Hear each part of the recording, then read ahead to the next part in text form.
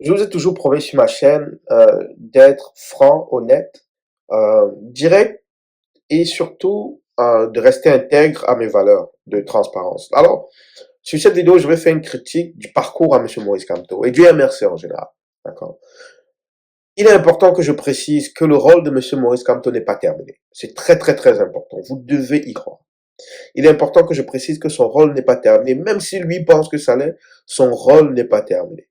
Mais avant de débuter, permettez-moi de vous partager une théorie que j'ai développée en m'inspirant des dynamiques financières, économiques, mais surtout des dynamiques sociales des individus et des peuples. J'appelle cette théorie la théorie de l'équilibre des coûts d'une action. Selon moi, la vie et les dynamiques humaines sont des équations mathématiques. Dans la mécanique des sociétés, chaque action extrême que vous posez, qu'elle soit pacifique ou violente, donc radicale, réduit le nombre d'options futures disponibles à votre disposition pour avancer vers votre objectif.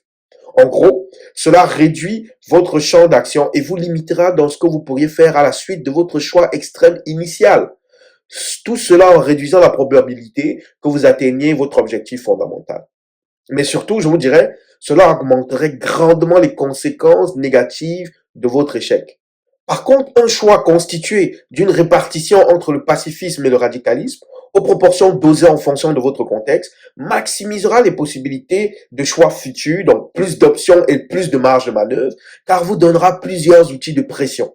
Cela augmentera la probabilité d'atteindre votre objectif et réduira les conséquences négatives d'un échec. En gros, vous devrez quand même retenir que chacun des trois choix que je vous ai exposés, donc soit, enfin, ils sont que deux, soit entre un choix d'extrême ou un choix beaucoup plus nuancé, chacun de ces deux grands choix va affecter votre discours. Si vous choisissez le pacifisme extrême, ça va affecter votre discours. Si vous choisissez le radicalisme, donc l'action extrême, ça va affecter votre discours. Si vous choisissez la nuance des deux, ça va affecter votre discours, ça va affecter votre façon de parler, votre message, vos mots seront influencés par l'un de ces trois choix.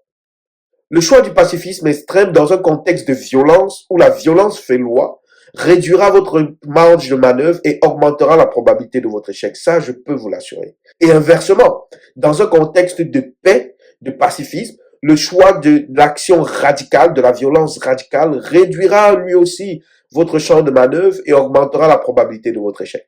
Ça, vous devez le comprendre.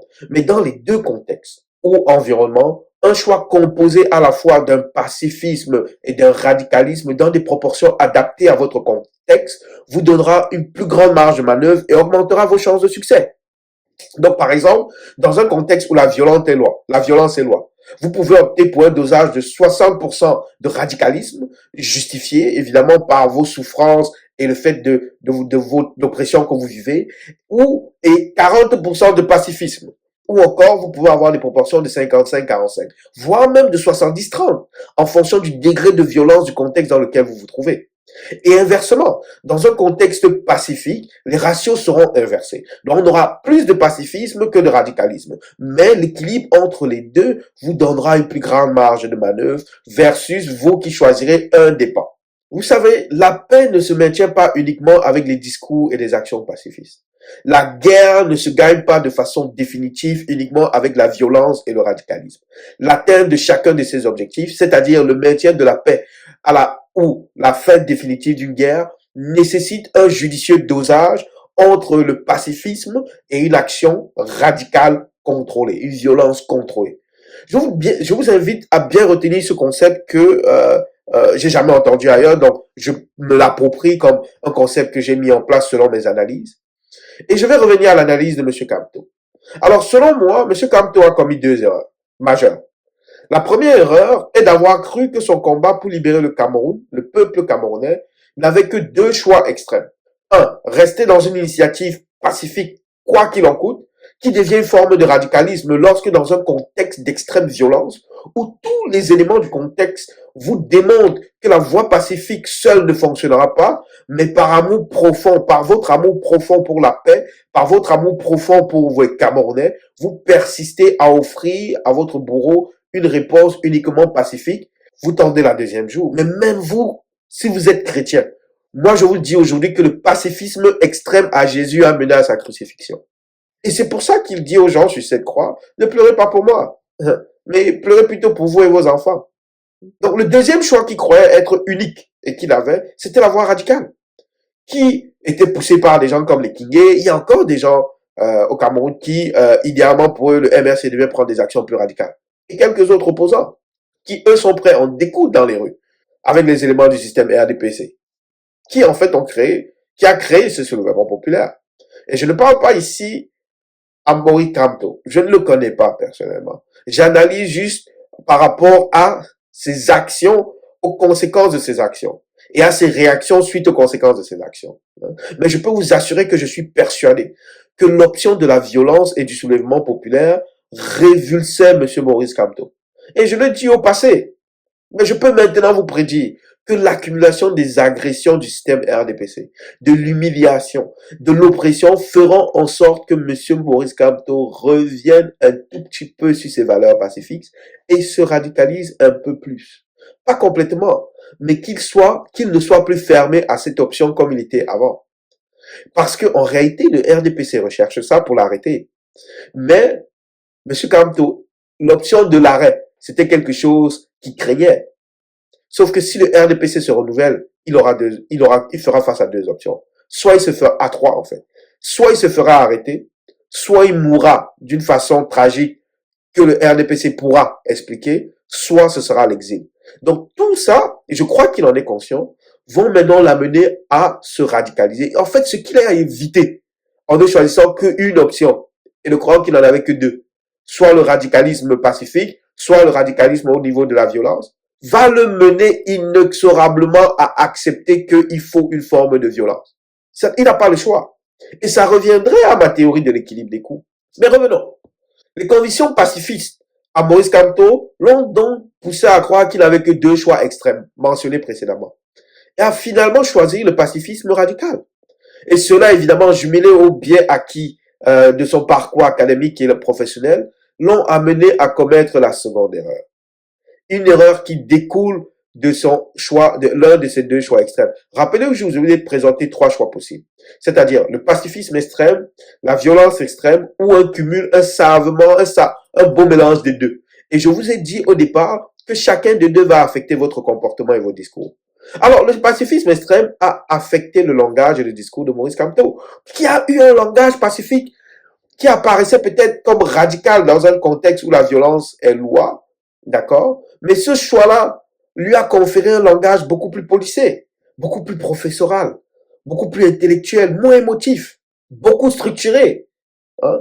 Beaucoup dans l'optique de convaincre, de rappeler aux gens, beaucoup plus doux, contrairement à un choix beaucoup plus radical, de violence beaucoup plus radicale, qui lui est moins structuré, souvent parsemé de grossièreté, de mensonges, d'insultes sauvages. Mais c'est un langage moins policé, plus direct, beaucoup plus émotif, voire même purement émotif. Car le langage de la violence radicale ira chercher la fibre animale qui est en nous. C'est comme ça que vous avez des gens qui font fleurir le tribalisme sans aucune raison apparente. Pourtant, ces mêmes gens dans leur propre famille, ils ont des gens d'autres tribus. Donc, gardons en mémoire qu'il est tout à fait possible d'avoir un langage simple, même lorsqu'on fait un choix pacifique. Toutefois, c'est extrêmement difficile à maintenir. Car c'est la nature même de ces deux courants de pensée qui les séparent. La violence intrinsèquement est tellement plus simple. Il est beaucoup plus facile de détruire que de construire. Car elle ne considère que le je, le moi, le nous, et se fout de l'autre. Il n'y a pas de négociation ou de compromis possible avec l'autre. Avec elle, il y a un gagnant et un perdant, un vainqueur et un vaincu. Tandis que le pacifisme, de par sa nature, est plus compliqué et requiert plus d'efforts, nécessite la négociation, la prise en compte de l'intérêt de l'autre. Hein? Il nécessite la prise en vue de l'intérêt de l'autre, la recherche de compromis. Donc le choix d'un pacifisme extrême par Maurice Kamto dans un environnement violent, hein, et en plus de ça, jumelé à ses biais professionnels, incluant son éducation professionnelle, l'ont mené à avoir ce discours professoral là, quoique vrai et structuré, mais trop structuré et moins émotif. Même s'il est vrai, je vous conseille qu'il s'est amélioré un peu au courant des derniers mois. Toutefois, un tel discours n'a résonné en fait que chez les personnes éduquées. Je n'ai pas dit scolarisé. J'ai dit éduqué. Parce que bon, le diplôme n'est pas la preuve le diplôme n'est pas la preuve d'une éducation. Il y a une énorme différence que je n'aborderai pas ici entre les deux. Je disais donc que son discours n'a résonné en réalité que dans les cœurs des personnes éduquées et donc de la classe moyenne principalement, mais pas dans le cœur du peuple. J'utilise le terme peuple de façon généraliste. Je vous ferai une vidéo prochainement sur ma conception des peuples, de c'est quoi le peuple. Quand les gens disent oh le peuple ne sait pas soulever, je vous ferai une vidéo là-dessus. Mais vous voyez donc que le choix du pacifisme extrême à Maurice Kamto a tranquillement réduit les options, hein, de la marge de manœuvre disponible pour Maurice Kamto, ce qui l'a confiné dans ce discours pacifiste, qui n'a pu que joindre la petite partie de la population qui est éduquée, la classe moyenne. Hein. Et les choses que l'histoire nous a appris, l'histoire nous a démontré à l'échelle de l'humanité que dans les sociétés opprimées, ce n'est pas la classe moyenne qui sort dans les rues en premier. Ce n'est pas la classe éduquée qui sort dans les rues en premier. Tout simplement parce qu'elle a des obligations sociales, travail, dette, hypothèque, valeurs morales, hein, etc., auxquelles elle doit répondre. Et surtout, c'est souvent la classe éduquée qui estime, qui fait le rapport coût-bénéfice et donc estime qu'il a le plus à perdre. La révolution que M. Maurice Kamto essayait de bâtir a en fait principalement été faite dans les populations éduquées, des intellectuels comme on appelle au quartier, mais pas chez le peuple. Je ne dis pas que cette stratégie est mauvaise.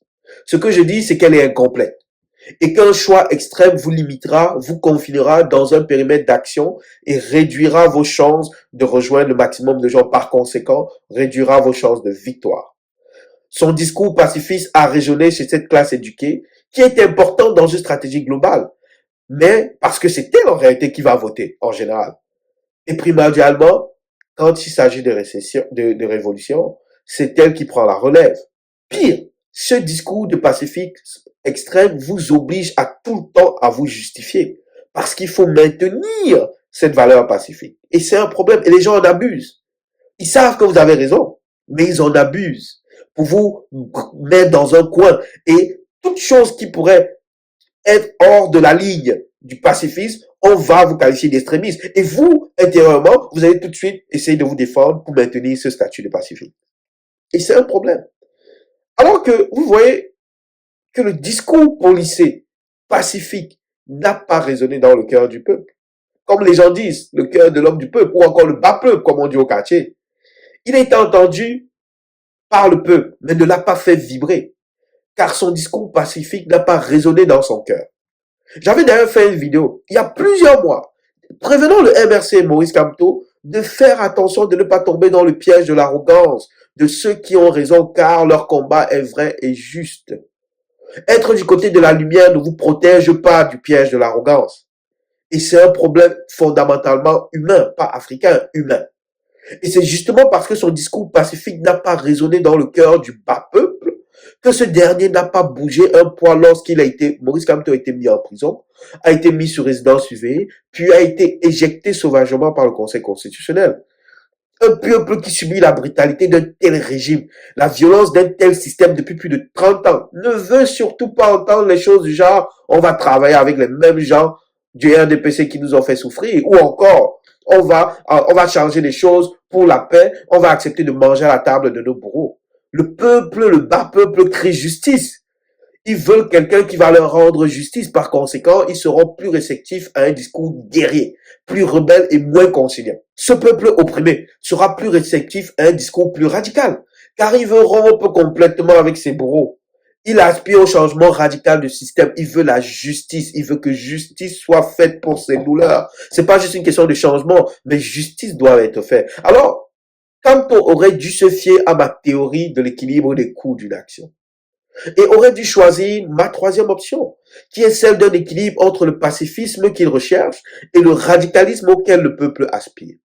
Le fait de ne pas avoir choisi la troisième option lui a enlevé le pouvoir de négocier face au régime, en plus de cela, qui savait que l'amour de Maurice Kamto pour le peuple camerounais était sincère, parce que chaque Camerounais qui avait mal fait mal à Maurice Kamto. Chaque Camerounais qui a mal, M. Maurice Kamto a mal.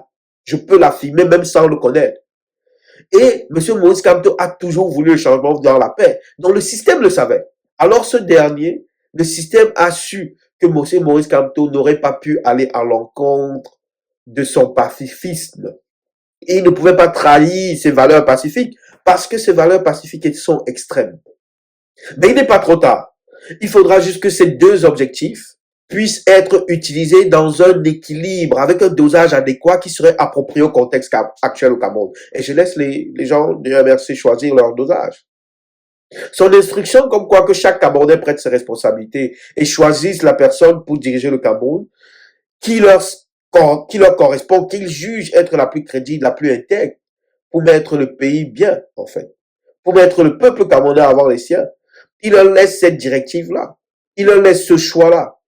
Par peine aussi. Parce qu'il sait fondamentalement que les 12 personnes qui sont là n'ont aucunement les valeurs nécessaires pour aider le Cameroun à se développer.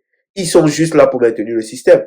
Mais vous savez, la directive de Maurice Kamto de mettre la balle dans la main du peuple reflète selon moi un pari osé fait par lui. Un pari comme quoi le peuple est assez éveillé maintenant pour saisir l'importance du moment et se soulèvera pour défendre sa dignité. Le pari, en fait, permettra de respecter évidemment son besoin de respect de ses valeurs personnelles, pacifistes et morales aux yeux de l'histoire, tout en rappelant au peuple qu'il est souverain. Donc si les candidats sur la liste des 12 apôtres ne lui conviennent pas, le peuple est en droit de mettre cette liste à la poubelle, puis de choisir un candidat consensuel n'apparaissant pas sur cette liste. Parce que je vous rappelle que c'est le peuple qui met l'individu qu'il a à étudier, que ce soit par les urnes ou par la rue. C'est le peuple qui met l'individu qu'il croit être, qu'il croit répondre à ses besoins à étudier, que ce soit par les urnes ou par la rue. Ça reste une décision du peuple. Selon moi, ce pari de Maurice Kamto sur un sursaut du peuple déclenché par quelqu'un d'autre que lui-même cache un autre pari involontaire, fait en réalité par son subconscient. Peut-être qu'il en est conscient, mais moi, présentement, je pense que c'est involontaire et qu'il n'en est pas conscient. Donc, ce pari-là, de mettre la balle dans les mains des Camerounais, cache un pari subséquent qui voudrait que le peuple se rende compte et intègre à court terme que finalement, tous les 12 apôtres-là n'apporteront aucun changement. Et la seule chance réelle du peuple camerounais deviendrait Maurice Kamto. Donc, par conséquent, le peuple se soulèvera, se souviendra de lui, descendra dans les rues pour le mettre, lui, à étudier. Moi, je prie pour que ça arrive. La probabilité est très faible. Ce pari me fait un peu penser à celui qu'avait fait en Afrique du Sud inconsciemment Nelson Mandela. Hein? Parce que finalement, il a fait 27 ans en prison, on croit l'avoir oublié. Mais le peuple s'est rendu compte que tous ceux qui étaient là, aucun d'eux ne pouvait apporter ne serait-ce que le petit bout de changement que le peuple noir sud-africain voulait. Donc Nelson Mandela, par défaut, a été récupéré comme candidat consensuel par les deux partis, et les blancs et les noirs sud-africains. Par contre, la différence qui est négligée par disons, cette stratégie-là au niveau du MRC, c'est pas une stratégie volontaire, je le répète, c'est qu'en Afrique du Sud, contrairement au Cameroun, le peuple était uni derrière une seule personne. Il y avait un mouvement de convergence derrière un seul parti, l'ANC. Mais M. Maurice Kamto, en réalité, avait, je le répète encore deux choix. Le premier était de choisir entre deux cancers parmi les 12 tumeurs qui ont été soigneusement sélectionnés par le régime. Le second était de s'abstenir et de laisser les Camerounais eux-mêmes maîtres de leur destin. Avec le premier choix, évidemment, M. Maurice Kamto aurait trahi le peuple camerounais, trahi son combat, et ainsi ruiné tout ce qu'il avait accompli au niveau de l'histoire. Le deuxième choix, quoique plus sécuritaire pour lui, pour maintenir l'intégrité morale de son combat, mais affectera aussi négativement son héritage, puisqu'aujourd'hui, les gens reprochent même à Mandela ses choix, ses postures, sa douceur face aux Blancs sud-africains, qui a mené l'Afrique du Sud au même problème aujourd'hui. Donc, ce que Mandela voulait éviter, ça arrive aujourd'hui en 2025. Hein? Donc, ma suggestion à la machine MRC, faites des campagnes vidéo présentant toutes les atrocités, toutes les souffrances vécues par le peuple camerounais, les témoignages, postez-les, rappelez à chaque Camerounais, hein, faites-leur comprendre que cela n'arrive qu'à cause de leur inaction et de leur choix, qu'ils sont en partie responsables de ces malheurs qu'ils vivent, et que s'ils ne font rien cette année, ils revivront chacun de ces événements au hasard, ils revivront chacun de ces événements, chacune de ces douleurs, chacune de ces enlèvements. Hein. Rappelez au peuple que la personne qui a le profil qui correspond le plus au candidat idéal qu'il souhaite, c'est Maurice Kamto. Martelez ce message de façon constante, que c'est le peuple qui décide, qui entre à étudier, que ce soit par les urnes ou par la rue. Et que si le peuple ne fait rien, il vivra avec les conséquences de son inaction. Les Camerounais ont l'opportunité de changer leur destin en mettant l'individu politique qui est le plus crédible dans son amour pour le peuple camerounais.